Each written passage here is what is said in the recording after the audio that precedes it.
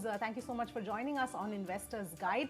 So today we're going to sort of put the focus on equity funds and so understand how they work and who should really be investing in them. So let's start first with the different, largely the most common equity funds that are there, that are available today, which is large cap, mid cap, small cap, multi cap. These are the various kinds of funds that are there. If you can just quickly first take us through the categorization of these funds, and then we'll get to the second part. Yes, Avni, they categorize on the basis of the companies they invest in. Firstly, an equity mutual fund is the one which invests in stocks. Stocks, by which I mean shares. So a mutual fund which invests predominantly in stocks is called an equity mutual fund. And in those, there are subclasses or categorizations. Depending on what sizes of the companies they invest in, how many companies does each of these funds invest in? So the classification is on different methods. The most popular classification is on the size of the companies they invest in. So if they invest in very big companies, the top 100 of this country, which are listed, then those are called large cap funds. If they invest in the subsequent 150 stocks, which is 100 to 250, then they're called the mid cap. So you have the large cap, you have the mid cap, you have the small cap, and then you have the multi cap. So you have different mutual funds depending on the sizes of the companies they invest in.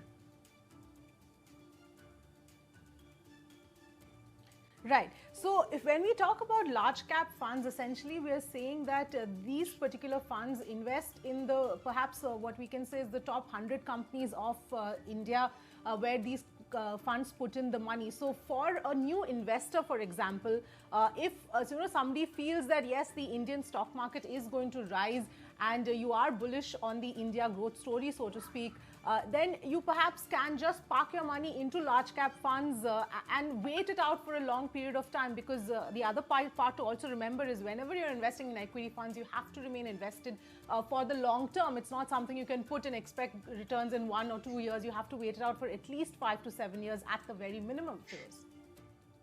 Yes, Avni. I think, like you said, the large cap fund, which invests in the top 100 listed companies, as per their size or their value, which is called capitalization, is called a large cap fund. And the fund is mandated to have 80% of the money you entrust that fund into these top 100 companies. It has a provision of 20% being invested elsewhere in other companies, but top 100 would constitute at a point in time 80% of the total money you've invested. So that's point one. Point two, like you said, Avni, these investments actually fructify and give you the desired result only if held for long periods of time. And long periods of time, if I have to put a number to it, should supersede 5 years. And that's exactly when you will be able to realize the benefit of having invested for that long. Thirdly, you should always consider that as an investment and not as a parking, but it's a very, very good beginner's tool. Because there is not so much of risk as much as the other categories could have. This would be the least risk in the equity mutual fund bracket. So it's a beginner's boon to my mind. Right. And even that can sort of further be broken down, because equity funds, something that beginners can start investing in, especially if you start putting in money on a systematic investment plan basis every month, sort of putting in some amount of money to help you space out your investments as well. But even within that, depending on the kind of risk you want to take, depending on how much of a beginner you are, you can choose between, either the large cap and multi cap funds, which have a slightly lesser amount of risk component, or you could choose the mid and small cap, where the risk component is that much higher, but the possibility of higher returns also goes up. Yes, Avni. So for a beginner, if the first investment has to be made, a large cap could be a great start. But anybody who has a savings of greater than 1,000 rupees, maybe a 3,000 rupees a month, will have to or will be benefited if he ventures out beyond a large cap fund, like you rightly pointed out. So there are other schemes, other categories as well.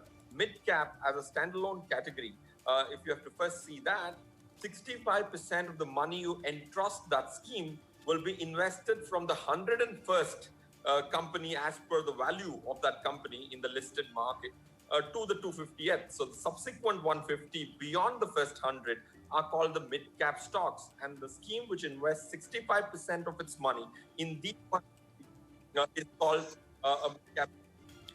Right. So, Feroze, the other question here, of course, is that let's assume that I have 6,000 rupees that I have decided that I want to invest into equity mutual funds on a monthly basis. And I'm a novice investor, I'm a first time investor. What should my strategy be in choosing between these different categories of equity funds when I want to put in my money? Avni, the step one is to look at an investment which is diversified. All the four categories, the top four categories, which are very critical to my mind, are large cap, mid cap, small cap, and the multi cap. The multi cap scheme is the one which has the freedom to invest in all the broader spectrum of any kind of market size. So that's why the name suggests multi-cap. So it can invest large cap stocks, mid-cap stocks, and small cap stocks. So these are the four categories which will have immense emphasis. Ideally, to my mind, you can choose one from each category, the best one, as per your analysis.